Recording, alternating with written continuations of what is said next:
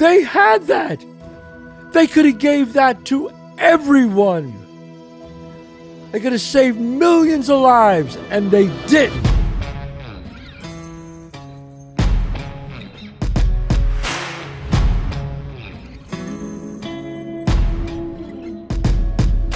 All right. It's Monday at 11 o'clock. You know what that means. It's the Chazz Palminteri Show.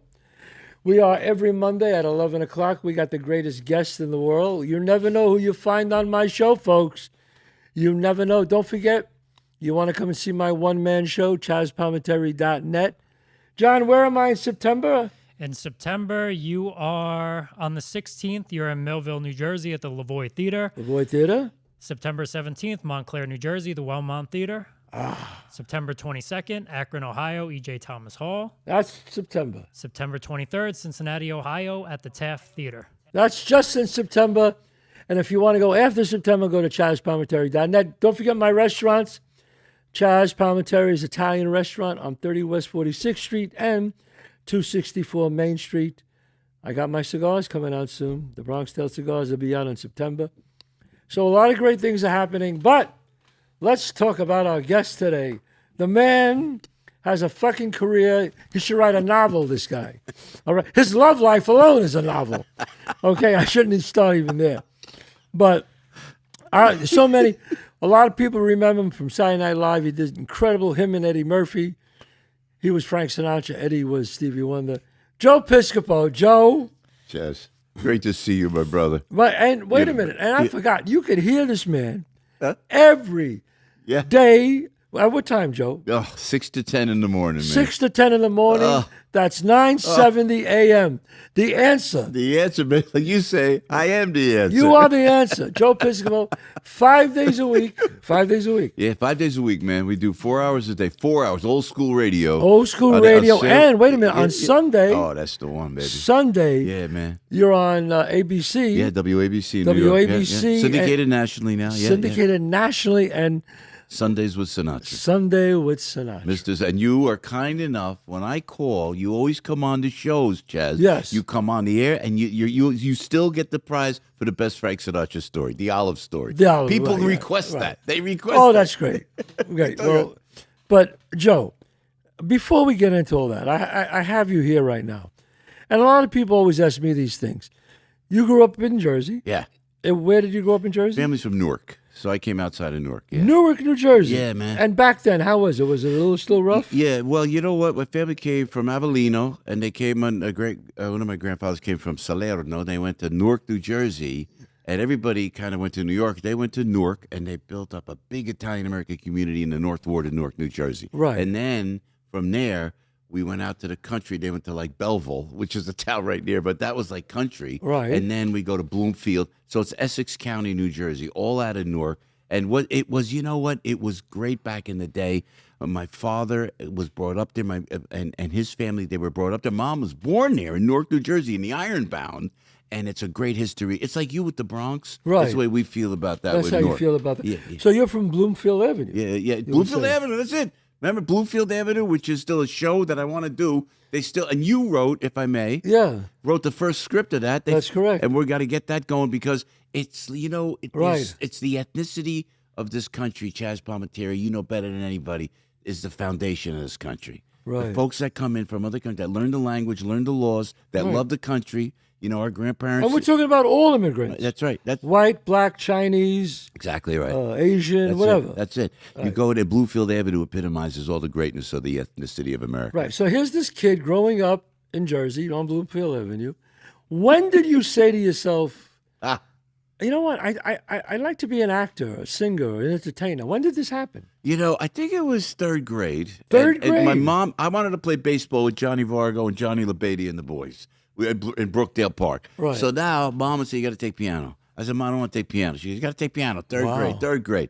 I'm at third grade taking piano with Mrs. Gimbel in Glen Ridge, New Jersey. Right. Tom Cruise from Glen Ridge. I'm just saying, not to drop names, but I'm just saying we got a great history in Jersey. So now I remember we're doing a piano recital, right? Right. And then we had to do like a Mexican theme. So we're playing the Mexican music. Right. And we had like a fake donkey a donkey, and I'd wear the sombrero. It was like a theme thing. It was like And so these- third grade. Third grade. That's So yeah. 9, So, 10. yeah. So now we do the thing. It's great. Applause.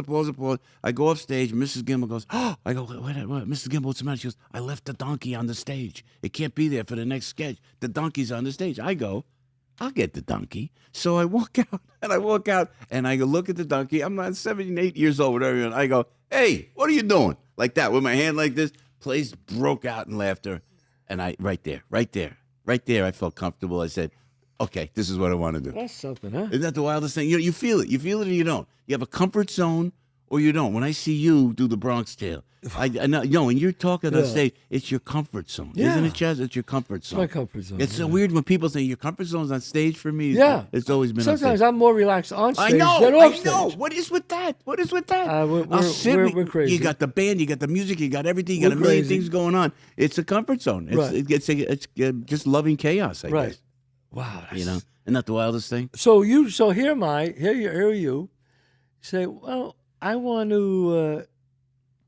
Yeah. Oh. I want to be an entertainer. So when did you start acting? Well, my mother wanted me, and my father is a lawyer. My father represented the non-English speaking blue-collar laborers like Yeah. his father was. A lot of the Polish folks in Patterson, New Jersey, they Right. hurt on the job. Pop would represent them if they got hurt on the job, right? Right. So then I'm thinking I should be a lawyer. My father made sure I went to school because he didn't want me to go to Vietnam because he was a captain in the Second World War, United States Army Air Corps Right. in Italy, and he fought the Nazis, and he knew I don't want my kid in the war. He wouldn't let me leave college. I'm not a student. I didn't want to go. I graduated college, and I said, you know what? I got to do the show business thing from that bug I got in third grade, and I went to the improvisation, Hell's Kitchen, 44th and 9th. This is 1976 with Larry David and Jerry Seinfeld and Gilbert Gotfried. So you were with all those guys back then. Boom. There has not been a film made about it. There has not been a book written about it. When comedy was rock and roll. And we all broke in. And it was, Rodney was coming in. Rodney Dangerfield was coming Were in. you doing stand-up? I wanted to all I wanted to be is a working actor. I wanted to be what I do now. I'm a blue-collar entertainer. I ain't no big star. I just want to work. So I said, how do I showcase myself? So at the Improv, they had a stage. So I got up and I did 5 minutes. And before long, people were going, hey, I need you for this commercial. I started working for Bob Giraldi, the director of New York. Bob Giraldi, yeah. Great director. I started doing Buick. I started doing, they said, you're a Buick guy. They flew me to General Motors, Detroit. You can get better gas mileage from this full-size Buick LeSabre Right. than from this VW Rabbit. I started making money. I started working. Now, were you there when Richard Belzer was there? Bells was that Catch a Rising Star. Bells, yeah. Where I got my nose broken by the mob. That's a whole nother story. Ever tell you that story? No, let's hear it. Well, this is the way comedy was back in the late 70s, if I may. So you got Hell's Kitchen and you got the Improv. And Robert Klein and Danny Aiello was hanging out. Bette Midler would come in. Woody Allen would come in. It was like, I can't even tell you how wild it was for a kid going from Jersey, hanging out at the improvisation. Wait in a bar, you'd get up in front of two drunk remember people. that, yeah. And you try to do it. So you were working the Limelight after that. I That think. was after that. Yeah, but I remember I used to go down there to catch. Right. I saw Belzer there. So now the other upscale club, before the comic strip where Jerry Seinfeld was a Catch a Rising Star for Rick Newman and the guys. Right. And Andy Kaufman was there, and Freddie Prinz's father, Freddie Prinz, the original Freddie Prinz was there, and everybody was coming. Pat Benatar was there. Yeah, I remember that. So now they go. Now Belzer was the MC. Belzer wrote the book on how to be master of ceremony. He did. The Bells. He was the guy. He was the guy. So now I'm at the Improv MCing with Chris Albrecht. And I go and I get a call on a Sunday night, which is my night off. Joe, you want to go down to Catch a Rising Star, and you want to be the MC at Catch a Rising? I go, you mean Belzer can't do it? No, Bells and the guys want you. I'll be honored. So now I'm with George Wallace. Remember Big George Wallace? Funny. All these cats were down there, man. And now I'm on stage, and it's a good crowd, not a big crowd, but a great Sunday night crowd, and I'm doing great. In the back, there's I can't see, but in the back there's a group of guys really well dressed and some what I would call painted ladies, with the makeup and everything like that. Right. And I'm going hey, now nobody told me nothing. I go in cold to Catch a Rising Star, and I go, hey, how you doing in the back? Like that crowd laughing. I go, well, you can't talk to me. You can't talk to me like this, like this. I go, I swear to goodness gracious, in the name of God, I go like this. What are you in the mob? You can't talk to me like that? You can't talk? What are you, mobbed up like that? Boom, right on the money. It was the guys, apparently, who hung out there all the time. Do you think they told Joe about this? Don't pick on the guys in the back. Guy walks over. Hey, I do not appreciate you making fun of us like that. Like, it was like out of a film. Yeah. And I said, well, I'm sorry. I was just kidding. So he goes to take me by the elbow, and I do the Jersey don't touch me thing. I had guys on me in a second. They was like into the cloakroom. Listen to me. Oh, this is me. Into the cloakroom like this. I'm going like this. Look, pal, I'm really sorry. And I feel a slap on my face. I go, now you don't have to hit me. I feel another slap on my face. I go, now really, I hear another slap. Now I'm starting to get a little angry. So I go after him. That was the last I saw of it. I had 3 guys on me, 4 guys on me, the old guys. And and I heard the most important words my dear friend John DeBellis, fellow comedian, said to me, "Run, Joe, run." So I said, I somehow, by the grace of God, I got out of my sweater. I ran down First Avenue. The guy I ran faster than the guy. They can't run. No. They can't. Yeah. Hey, we can run. I'm running like this. I'm going over here. So now I go, wow. So all the comedians came after me. They go, Joe, we got to get you to the hospital. I go, no, I'm fine. Listen, I'm fine. Thank God it didn't kill me. Right. No, you got to go. So now they take me to Lenox Hill Hospital. I go and I'm looking in the mirror. My nose is over here. Wow. 3 shots this guy hit me. He goes this. He goes, pop. With those slaps, they were meticulous, calculated hits on my face. Chip, broken nose, eye, beat the heck out of me. A lesson: don't pick on the well-dressed guys or the painted ladies. Don't pick on the well-dressed guys in the shadows, folks. I said, man, and it was legendary. You know, hey, Piscopo, the guy got beat up by the mob, man. Right. And then we had to sit down. You know, we had to sit down, and my father is an attorney. Can I tell you this? You got time to tell you? No, I've got a lot of time. My father, my hero, like your father. God bless. When you were so eloquent at your dad's funeral. I'll never forget that, how beautiful that was. And I feel the same way about my dad. I go, Pop, what do we do? He go, we'll go talk to them, you know, my dad. And my dad was so smart. We go in and we sit down and I talk with some guy. And the guy, they offer us like a couple dollars. Just to, look, don't talk about it. Just walk away. Just walk away. And I start to go, hey, Pop, we should probably sue him. And my dad goes, walk away. Walk away now. Don't even think about it. My father goes to the guy and goes, thank you very much, sir. And I go, and I learned right there, boom, you don't mess around, huh? I cut my teeth in the comedy business doing that, man, with the craziness and the fights. So what would you say would be your first, you're doing comedy, doing stand, what was your first break? Would that be Saturday Night Live? Yeah, amazing. I was doing commercials. I was making, by the grace of God, I was making good money. And then they did a sweep of the comedy clubs in New York in 1979. For some reason, they asked Lauren to leave or he left, whatever happened. All the original cast was leaving. Jean Domanian came in. That was Lauren's right-hand girl on Saturday Night Live, and they put a casting call out for Saturday Night Live. And I said, and me and Gilbert Gotfried, and I think, I don't know how Larry David was there, but all these guys were there. I didn't want to be. You can't follow Belushi and Aykroyd. You can't follow Gilda Radner. Right. You can't follow Alan Zweibel writing. You can't follow that. So they go up, they pass by everybody. And then my buddy, the Run Joe Run guy, my buddy who told me to run from the mob, he said he knew the producer who's already hired as a writer. They called me in. I did an audition on the 17th floor, and they said, you know what, we need a utility guy to do impressions. We want you to do the audition. When's the audition? Next week. So I go. Paul Reubens was there. Gilly was there. Eddie Murphy was there. And we all did an audition at Studio 6A. This was 79, Chazz. And we went in and we did 6 minutes in front of a camera in Letterman's studio, which was then about to be David Letterman's studio. 6 minutes. I didn't want the job. I was so cocky. They hired me. Didn't always work like that. They said, "Yeah, you're our guy. You're our guy. You do impressions, and you're our guy." Yeah. You know. And then then we went up. This is interesting. I think. I hope. And then I go in and I see a kid up there on the 17th floor, and a kid from Long Island. They go, "You know Eddie Murphy?" I said, "No, I don't know Eddie Murphy." He goes, "Oh, he's a pretty funny guy from Long Island." Long Island? And if you're in Manhattan, you know the comedy clubs in Long Island. It's like, so I saw Eddie, talked, sat, and then I got to know him. And I went to the producers. I said, "This guy's really funny." They had us do for an audition the word association sketch with Richard Pryor and Chevy Chase. If you remember that sketch, very, very cutting edge. Wow. So Eddie played Pryor, I played Chevy. Couldn't do that now. No, you couldn't go. Couldn't you do couldn't that. touch it. But Eddie crushed it. He crushes it. And I'll go like, I think he got the next Pryor here, man. Like that. And they were like, NBC was like, you know, he's a little too edgy for us. I think he might be a little too hard edge for us. So he was a featured player. But after that we did 10 shows that were very, very tough. After that, we finally got our groove, and by the grace of God, we pulled it out. But you guys were known as, you guys would work together a lot, right? Yeah, yeah. You did, Yeah. you played Sinatra and he played... Ebony and Ivory. Ebony and man, we would Ivory. you are black and I am white. You are blind as a bat and I have sight.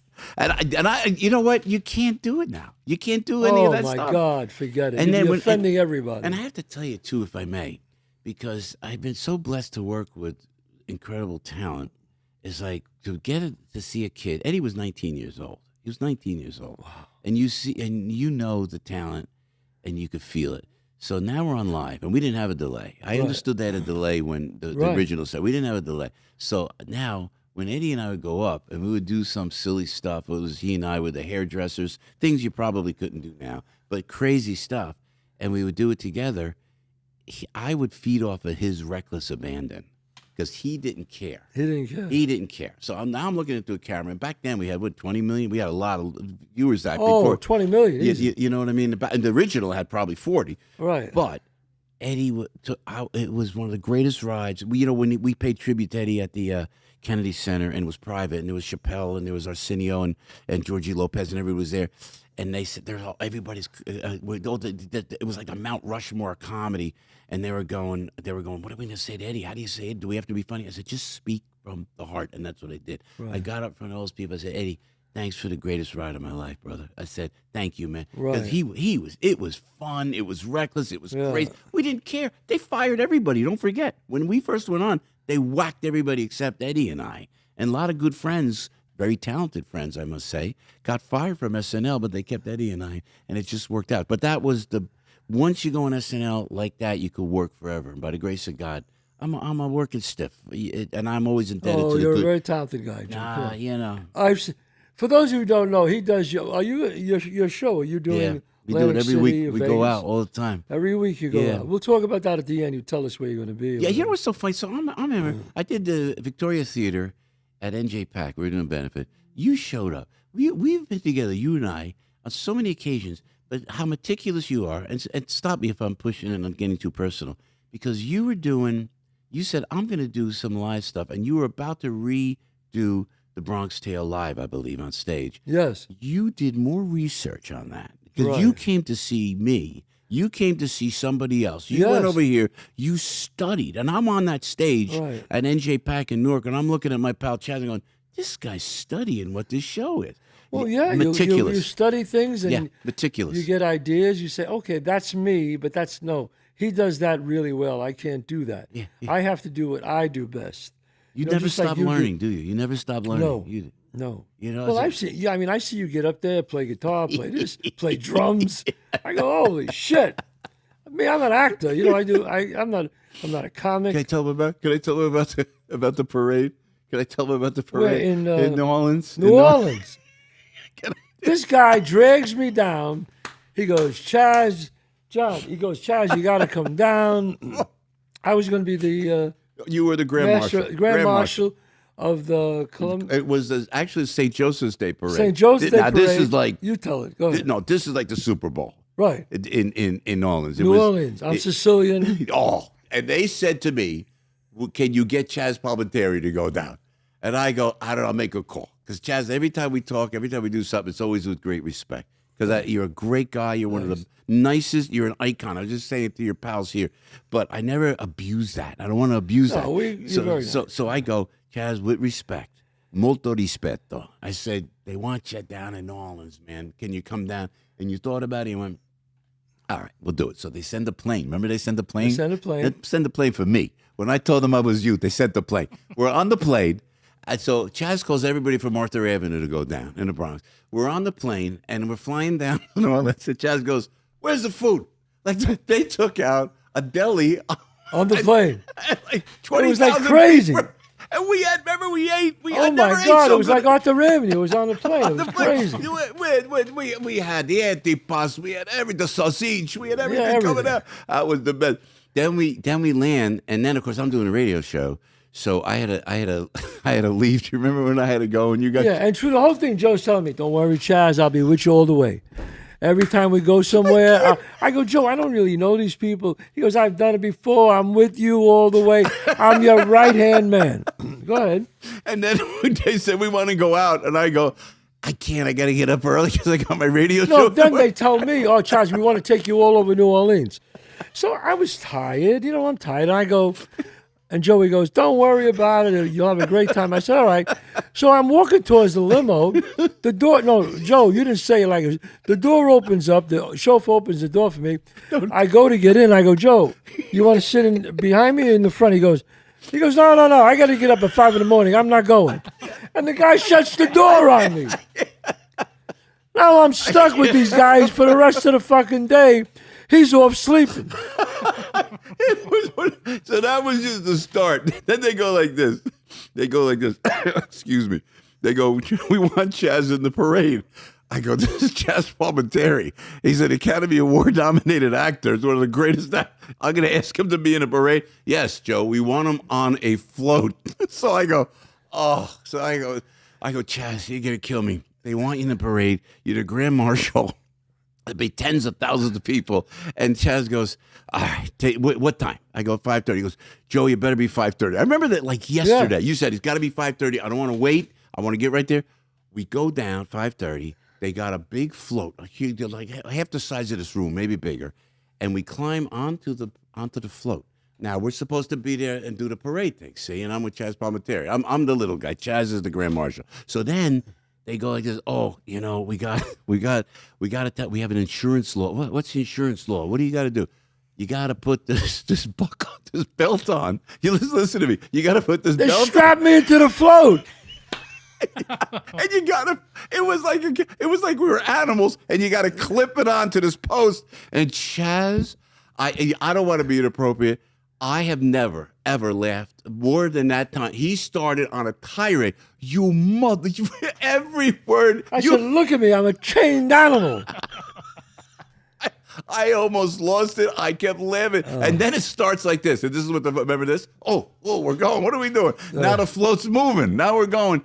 And Chazz is going like this. They're going, Chazz Palminteri. He goes, how you doing? You son of a... I swear to God, I'm ripping your throat out. I'm ripping your throat out. How are you? Good to see you. And then remember, we got off before the end? We left. I said, I can't take it no more, Joe. We bailed, man. Right. I said, he goes, Joey, we're bailing. I go, we're bailing. When? Now. And he just left the float. Listen, we're walking down the street. We bail. We're going back to the hotel. We don't know where we are. We're walking. Somebody yells from a van, hey, Chazz Palminteri. Chazz goes like this. Can we have a ride? Like that. Yeah. I swear to God.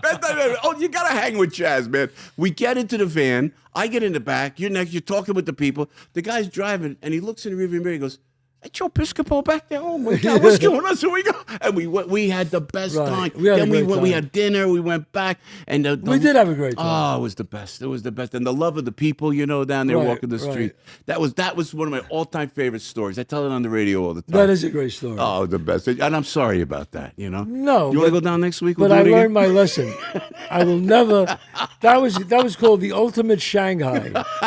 And this guy shanghaied Getting me. into the limo. He turned around. Yeah. Joe, you want to sit there? I got to go to bed. Yeah. So Joe, I want to talk to you about this. Uh-oh. This is important. I think it's important. No, it's how do you feel about? I mean, what is the most? You're on the air 5 nights a week. What do you think the country, the people, the way it's going? What do you think the questions? How do you feel about? What are they asking, Joe? They're scared. They're scared. Yeah, people are scared. So I have to tell you. I'm an entertainer. I'm a blue-collar entertainer, like I say. I get on stage, I entertain. But then when Salem Media said, we want you on in the morning, I go, they go, you conservative.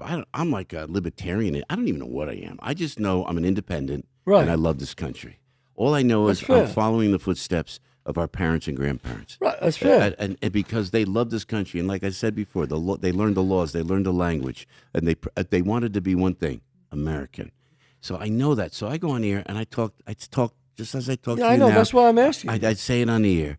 People want to hear that. So do you make the leap in when you're doing talk radio, or do you couch it carefully and be politically correct? I made the leap in. I said, my faith is strong. I believe in God. I said that we are one nation under God. I believe in the saints. They think I'm a cult at the radio station. I say, hey, St. Joseph's Day, get the Zapolies, you know? Right. But you know, it's my culture. It's my heritage. And then I talk about going to church. You know, I forgot. I got to go to Mass later. It's me. I just did everything that we knew, Chad. Right. Chaz, growing up about, and more people, by the grace of God, listen to the show every morning because we all feel the same way. We love this country. The problem is the government can't get out of its own way. The government has forgotten about we the people. So Right. The mantra of the show is truth, justice, and the American way, man. We love this country. I don't care. And we love all walks of life. And and like you said, everybody who's, I don't care what color you are, what sex you are, we don't care. We love you. Come here, let me hug you. We love you. We're a great country. They're trying, you know what people feel? They're trying to divide us. There's a meticulous effort to divide us, to call us names, to tell us we're bad, and we're not. We are the greatest country in America. You know, you and me, we love Italy. We're going to Italy in September. Love Italy, love the Italians. And when you're in Italy, everybody's nice. As a people, humankind in the world is nice. The politicians and the media wants to divide us, and my show brings everything together, I hope. That's what I try to do. And you think they want to divide us because of what? Power and control. Boom. Yeah, you divide and Shut conquer. it down. Divide and Shut conquer. it. You got the COVID-19. You know, I went on the air before Joe Rogan did. I love Joe Rogan. He's the best. Yeah. I go on. You know, I don't have the audience. I got a great audience. I don't have the audience Rogan has. And I go, you know what? I think I got a therapy for this COVID-19 thing. I think you could do it if you take. I talked about hydroxychloroquine. I talked about ivermectin. I talked about remdesivir. I talked about all these. Can we at least have a conversation about? No, you can't. Oh my God, you're now you're going to kill people. I think they just wanted us to just be scared. To lock us up, Joe, man. I'm going to tell you, and again, I'm going to tell you a quick story what happened to me. I got COVID. Nothing. I was asymptomatic. My wife got it. She almost died. Thank God. It was bad. It was bad for her. She had 10 days in the hospital. We didn't know what to. We were like on pins and needles, but she survived. Yeah. But a year or two later, about a year later, I get COVID again. I get it in L.A. and I land here, and it starts getting bad. One day, and the second day, it's worse. I can't talk. My voice was full. I had 102 fever. And I said, hey, I got to jump on this before it gets worse, because that's what you have to do. You got to get on it right away. Exactly. In the beginning, the doctor said, no. Yeah. No. Right. That's how my friend Phil, God bless his soul, God. passed away. Rest his So soul. I said, "Look, I got to get on this." So I call up the hospital here. They know me, and they say, "Chazz, we don't have the intravenous stuff. I forgot the name of it. Yeah, there was ivermectin. Yes, and all that. Yeah. They said we don't have it. The government took it away. Yes, exactly. I call up Manhattan, Cornell. You know, I mean, I know the best doctors there. Yeah. Chazz, we can only give you steroids. The government says we can't give it. I call a dear friend of mine, a very big guy, and I tell him, he goes, I'll call you right back. Calls me back, he tells me, a doctor will be over there in about an hour and a half. He's going to give it to you intravenously. It'll cost you $8,000. Wow. I said, send him over. Comes over, listen to this, Joe. Comes over, sets up the thing. I'm sitting on the couch. It's about 9:30 at night. I tell my wife, honey, stay away from me. Go upstairs. You know, I'm just going to rest on the big chair in the living room. She says, okay. She goes upstairs. He sits with me. He waits. He says to me, after it's over, he says, how long you been feeling? I said, 2 days. I said, Doc, I got 102.5 fever. He goes, you're going to be okay. Don't worry. That's what he said. Wow. He leaves. Yeah. And I'm like, I got the chills. You know, I'm sick. I can't talk. I lay in my chair. Yeah. I wake up 5 hours later. I just woke up. It's gone. Wow. Joe, it was like Jesus Christ came down and went, heal my son. Yeah. No fever. Wow. Throat gone. Wow. Everything perfect. I went, how could this be? Yeah, exactly. I kept saying, Yeah. how could this be? Yeah. They had that. That's exactly right. They could have gave that to everyone. That's exactly right. Saved millions of lives. They could have saved millions of lives, that's right. and they didn't. No, and then They could have saved my friend, my brother. That's exactly right. Because when I had it, and then I was with my pharmaceutical buddy, he happened to be in the pharmaceutical business. He goes, immediately, he says to me, take the hydroxychloroquine.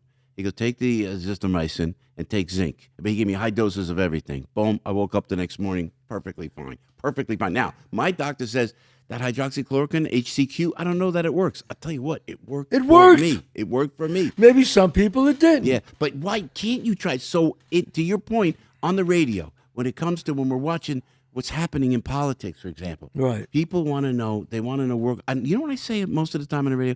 I'll open the show 6 o'clock in the morning. I'll go, good morning, great to have you with us, Joe Piscopo, AM 970. It's not you. It's not you. You were right all along. That's what I say. People, I want to reinforce the goodness of people. We know what we're doing. The government's trying to divide us for power control, and it's getting worse. And I have to say, this is not a new thing. This is not the Biden administration. I mean, obviously they do, but this went on. This went on with Bush. That's right. This went on with everyone. This is not a Republican-Democrat thing. Right. Exactly right. They all want control. That's exactly right. You know, weapons of mass destruction, war, bullshit. Yeah, that's right. Kill all these boys. I go to Walter Reed Hospital. I've been with these boys who lost legs at 19 years old. Yeah, so true. You know, George W., but they were wrong too. Lied to the country.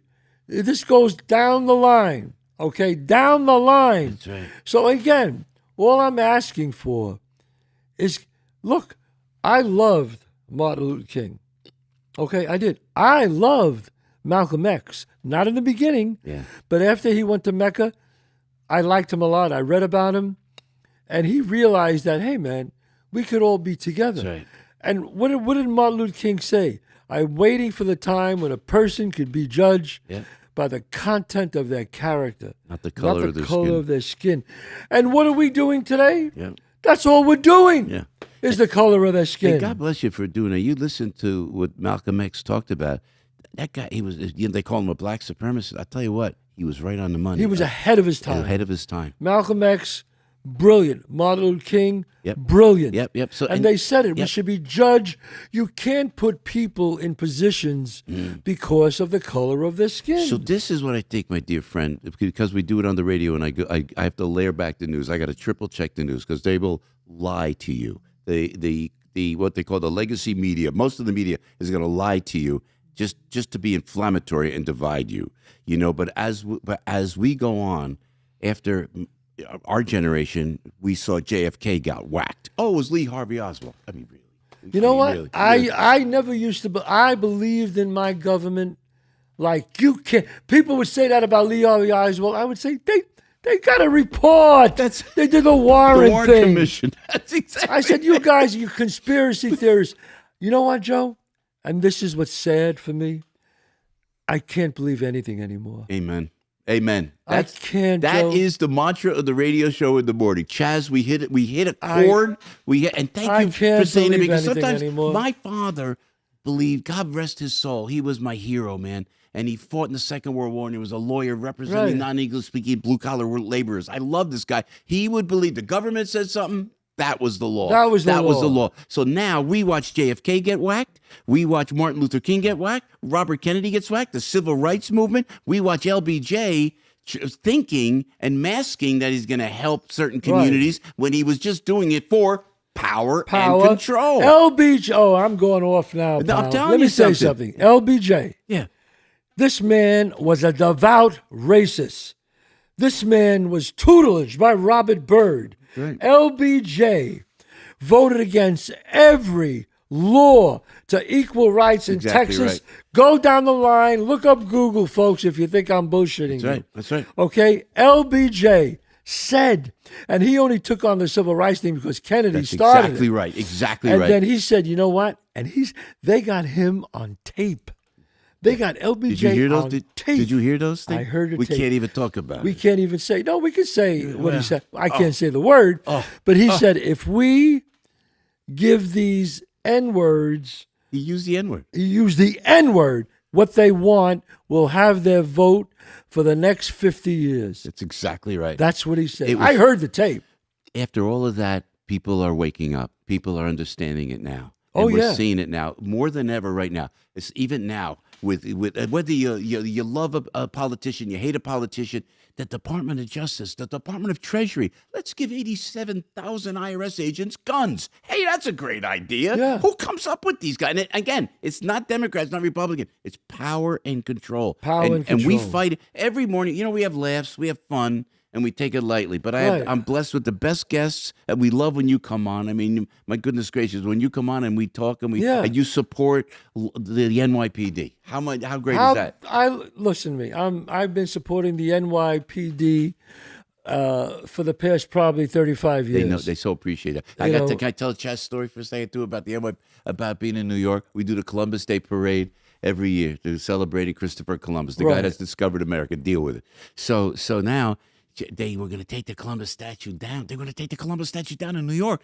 1891, the largest mass lynching of Americans was of Sicilian Americans in New Orleans. 11. Not only did they lynch them from lampposts, they dismembered them, dragging them out of jail cells because they were accused of killing a police official, which they did not do. They did not do They it. were the Dagos, they were the Wops, they were the Guineas, they were the dirty Italians, and they killed them and they hung them from lampposts. Right. The next year, to celebrate that horror, to remember and never forget that horror, they built the Columbus statue in Columbus Circle in New York. Because they realized they were wrong. That's right. You know what Woodrow Wilson said? He was the president of the United States. Yeah. You know what he said when that happened? It's a good thing. Yeah, you know what? The president of the United States, when they hung They got those what they 11 deserved, Italians, yeah. it's a good thing. They got what they deserved. So now you can't. So with a shout out to the folks at the Columbus Citizens Foundation, National Italian American Foundation, all these great organizations, Angela Vivolo, our mutual friend. Now I'm about to do a Columbus Day Parade. We're in with Maria Bartiromo, and we're in the trailer. I'm about to go on here. We do 3 hours live, and then I see Chazz focused and on fire. And I know my man. I know Chazz. He's got his. I think you had your Yankee cap on, and you're going around. And I go, Chazz, what's up? He goes, they're not taking that statue down. Oh, he I goes was like pissed. this. Did not take. He goes, where's Cuomo? Governor Cuomo at the time. I go, what, Cuomo? I don't know. I go, where? I'm going on TV. He goes, where's? He goes, so I go on the booth, and I'm with Maria. Maria's next to me, the great Maria Bartiromo. And I see Chazz down there. He's over. You are over Andrew Cuomo Yeah. like this. Not only did they not take the statue down, they put up Mother Cabrini Right. And as well. I gotta say about Andrew Cuomo. Yeah. Let me tell you about him. One thing, God bless him, because he said to me, Yeah. I know, because at that time I was fighting with De Blasio. Yeah. You know, it was a big thing in the Big newspaper. story, huge story. Front page thing about, because they have a contest. Please vote the women that we can put up. Yeah. She wins. Mother Cabrini wins by not double, triple the votes. Yeah. They changed that. They said, well, we'll put her maybe next year. I'm like, what? What? So I said, well, what could it be? It has to be either they're complicit, at least, bias, complicit bias. Well, he flipped out, De Blasio, and he had a radio show. My friend says, call him up. I said, you know what? Phil. Did. Yeah. Phil says, call him Oh, up. Phil told you to do Phil that? said, call him up. Great. I called him up. Phil was in the car with me. And I said, he'll never put me on the phone. And sure than hell, they put me on the phone with the mayor. Yeah. And the mayor says, yes, I want to speak to you. And he goes, now that you're talking to me man to man, tell me, did you call my wife a racist? He's thinking that I would go, I most certainly did. And he goes, but he goes, how dare you? My son is named Dante. What the hell does that mean? My son's named Dante. I said, I don't understand something. She won by triple all the votes. Why? He goes, well, we'll put her on the next one. No, there is no next one. Mother Cabrini deserves a statue. That's right. What this woman did. That's right. Look at Googled Mother Cabrini. You Google Mother Little Cabrini. Italian girl Little came in. Italian woman started Yeah. 47 charities all over around the world. country. All around the All country. around the country. It was- Okay. you and Chazz, you got the statue stayed. Mother Well, Cabrini was up. Right. And in fairness to that, I got to give Andrew Cuomo credit. He did step up. Because he Absolutely. said, you'll get that statue, That's right. and we're going to put it in down by Statue of down Liberty, by Liberty the Park. Statue of Liberty. And I said, Andrew, I trust you. and he did it. That's right. And he goes, and nobody's taking the Columbus Day statue down. Yeah. And I was fighting, and he did it. That's right. So, I mean, I give my props to Andrew for that. That was one of my favorite Chazz times. I have my Chazz stories, Yes. my Chazz Palminteri time. That was so great. And I got to tell you on behalf of the community, because, and again, man, we're all Americans first. We love Right. American, but thank you for that, man, because the way you fought for that, it resonated like I can't tell you to the community. No, they're not taking Columbus Day is our day. It's our day to celebrate as Italian Americans. You're right. Okay, there's a whole big stories about Columbus. I did that documentary on Great documentary. Yeah. Oh, thank you. You got to look at that Well, documentary. it was because look, he came over. Yes, war back then. Were there sacrifices? There was a lot of human sacrifices back then. Now, Columbus didn't do that. He was gone. He was gone when it all happened. He was gone. Now, did his soldiers cause friction? They only caused friction because there was this tribal called the Caribs, and the Caribs started everything with them. That's how all of that I happened. mean, if you're with your crew and you get shot at, get killed, you got to fight back. And you got people who are going to do what? Eat you? Yes, You got a you problem. got to fight back. Okay, but be as it may, because of him, he started and I know some people are going to call me up and disagree with me, and that's fine. All I'm saying is that one day, indigenous people have their own day. That's right. I think it's the 19th of August. Yeah, I'm yeah. not sure. Or November, something November. like that. Yeah, They should have their own day. Absolutely. God bless you. Absolutely. Could we have our own day? Yeah, I know. That's all we're asking. It's so true. And I keep thinking, Chazz, when my grandfather came over Rosario from Avellino, and when he saw the Statue of Liberty, tears in his eyes, they so just wanted to be American. They so loved this country. And again, when I'm on the radio, whether it is in the morning or we do Sundays with Sinatra, Right. Frank Sinatra, but if I may, just pivot there for a moment, this guy is like 100 years of American history, almost 100 years. His career was 70 plus years, this guy. Yeah, And everything that my father went through, my grandparents went through, Frank Sinatra went through. Right. And he epitomized just what's great to be American, Yes. I mean, what about when Frank Sinatra sang that song, Yeah, House I Live in. The House I Live In? Yeah, Oh, my yeah. God. I mean, he was a proud American. He loved this country, heart and soul. When he said at Madison Square Garden, 1974, the main event, the one where Cosell introduced him, Right. and he went on there and he said, "You know what? I just want to tell you how proud I am to be here." And my father, who is not here today, may not have been able to say thank you, but let me tell you how proud I am to be part of this country. Boom. That's it. And you know what? I feel like the tenor and patriotism of the country is slipping, but not on my radio show in the morning. Not Right. when we hear you talk here, to your million Right. people. And so we got to enjoy it, and we do it, and we have fun. And then Sunday nights, if I could plug Sundays with Sinatra, you know what? You plug that. WABCRadio.com. Go ahead. Boom. No, it's so much Every fun. Sunday, what time, Joe? It's 6 to 8 East Coast time. 6 to 8. You could podcast it, and it's syndicated nationally at stations. We're in like Palm Springs and other stations, and in Right. Montana of all places. Right. But you know what? Celebrating the Great American Songbook through the eyes of for me, one of the greatest entertainers of all time, Francis Albert Sinatra, and you still own the best story, the best Frank Sinatra story. Wait a minute, Joe. What? When Sinatra, obviously, he was fairly young when you and Eddie would do Sinatra. Did you ever meet him and say, "I like the way you do it"? Yeah, well, you know what I did when I was on Saturday Night Live, and they said you got to do the Frank Sinatra impression because at the audition for SNL that I told you about, where we were there, and I did the Frank Sinatra impression. They said you got to do that, and I said I'm not going to do it. Well, you got to do it. This is what you do. I said I can't do it. It's about my father. It's about the greatest generation. It's about Frank Sinatra. I don't want to disrespect Frank Sinatra. I'm not going to do it on national television. So Dick Ebersol, a producer at the time, goes, "Joe, we need that. We need that now." I go, "All right, I'll do it." I wrote a letter to Frank Sinatra, to Mickey Rudin, his lawyer at the time. Right. I said, "Mr. Sinatra, Joe Piscopo, I'm an Italian kid from North Jersey. You're a hero. My father tells me you're the greatest entertainer ever. What I do on SNL is out of respect and love, and I will always watch your back." A nice long letter. I did it. Didn't hear anything. I did it again. Didn't hear anything. I do it now. It's getting a thing. It's like Piscopo's doing the Sinatra thing. Then Eddie and I do our thing. Not hear anything. Then one day I get an invitation in the mail. I get a beautiful, up at 17th floor at NBC, a beautiful embossed envelope. And it says, from the Friars Club. I go, "What's this?" I open it up. An invitation to the roast of Dean Martin. And the master of ceremonies, Frank Sinatra. Wow. I ran into Eddie's office. I go, "Eddie, look at this, man. The Rat Pack.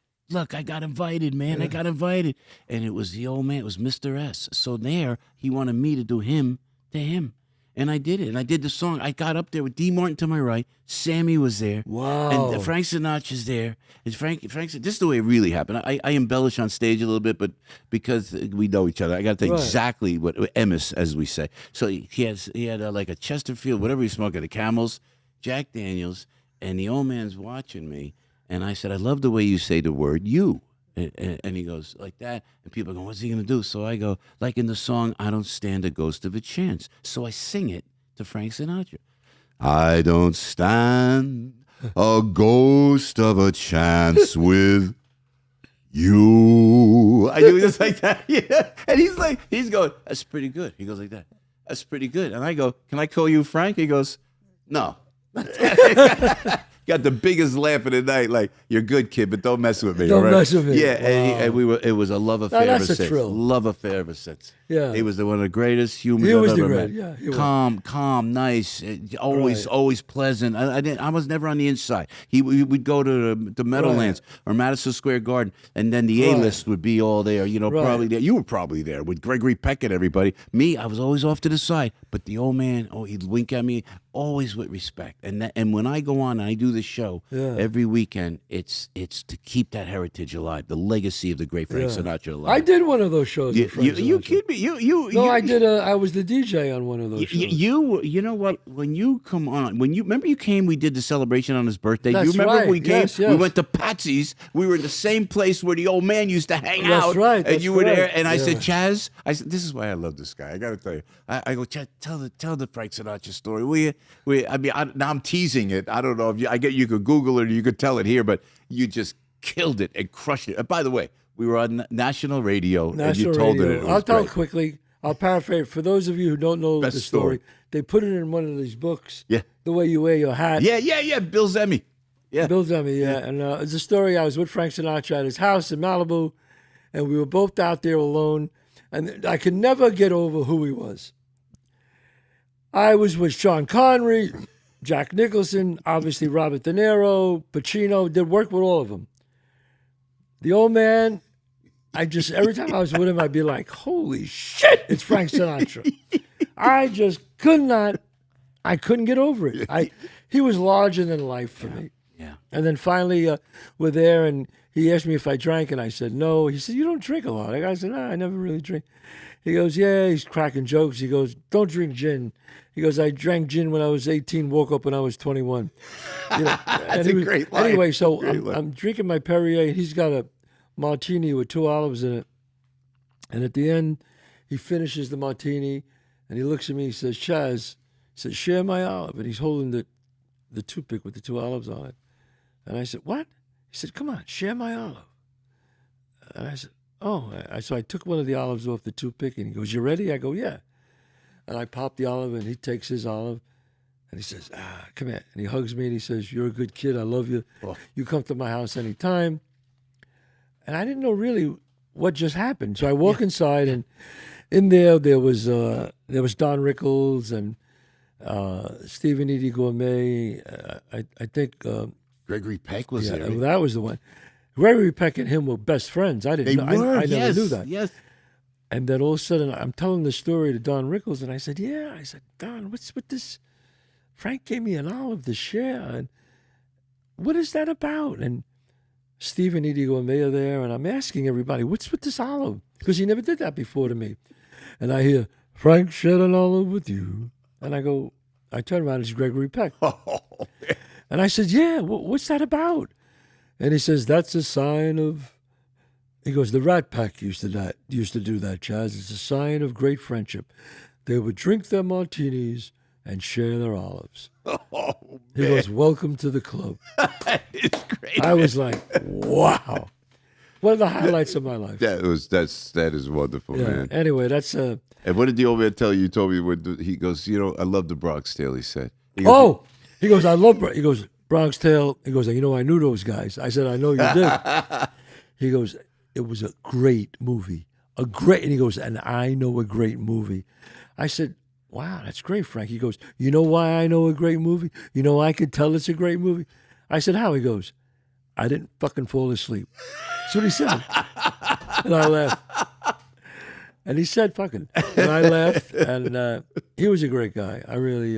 It is, you know, with Tina running everything, everybody Yeah. watching and guarding, rightly so, the keeper of the great Sinatra legacy. Yeah. I feel a responsibility every Sunday night. I don't do a radio show where let's listen to this song, let's listen to that song. Right. It's a documentary. It's a documentary with a theme. We have the best callers in the You world. talk about his life. Everything. And when is that? Let's say it again, Joe. 'Cause it's you know, 6 o'clock East Coast time on WABC. You go WABCRadio.com, WABCRadio.com.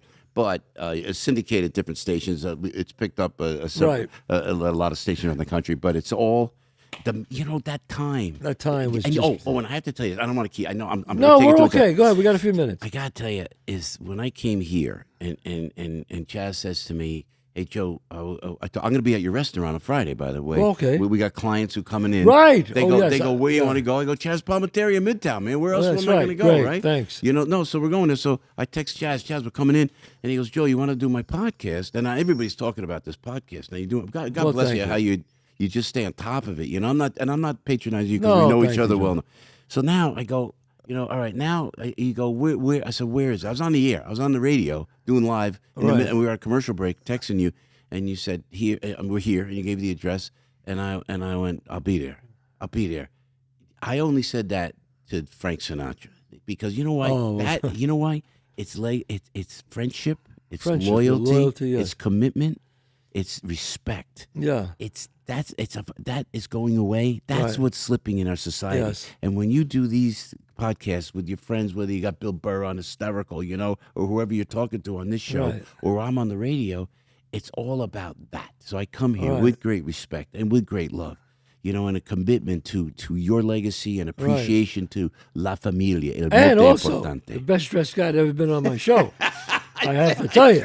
Sandy's going to be insulted. I trust. That's right. Sandy Blue Eyes is not going to like that. What do you think? Huh? Yeah, it looked great. 1960s. I would have 1960s. Nah, you look great, though, man. So they can catch you 5 days a week. Yeah, man. AM 970 in the AM morning. That's 970. politics. That's The politics. answer. That's politics. Yeah. We got to keep fighting for this country. We will, man. You know what? And if I may, Chad, joepiscopo.us, joepiscopo.us. Yes, please. On the end of August, we're doing a great benefit. I take my son Michael. I know how close you are with your children. Yeah. And Michael goes out. Mikey P. You see him on Instagram. He's like a star. I put him on stage with me now. How could they can go to his Instagram? Yeah, you go Mikey P on Instagram, and then joepiscopo.us. You see where we are because we perform once a week. I go out all around. The So you country. go all over. So if somebody wants to know where you're performing, they go where, Joe? joepiscopo.us. Thank you so much, Joey, for love you, being on man. the show. This is really enjoyable. thank you. Folks. ChazzPalminteri.net if you want to come and see the show. This has been great. I've been trying to get this guy in the show, but he's so damn busy all the time. But Joe Piscopo, go see him. Go listen to him in the morning. Sunday with Sinatra. Really a talent. Don't forget, again, ChazzPalminteri.net or go to my Instagram and check out my restaurants. One in the city, one in White Plains. Chazz Palminteri Italian Restaurant. God bless you, and I'll see you soon.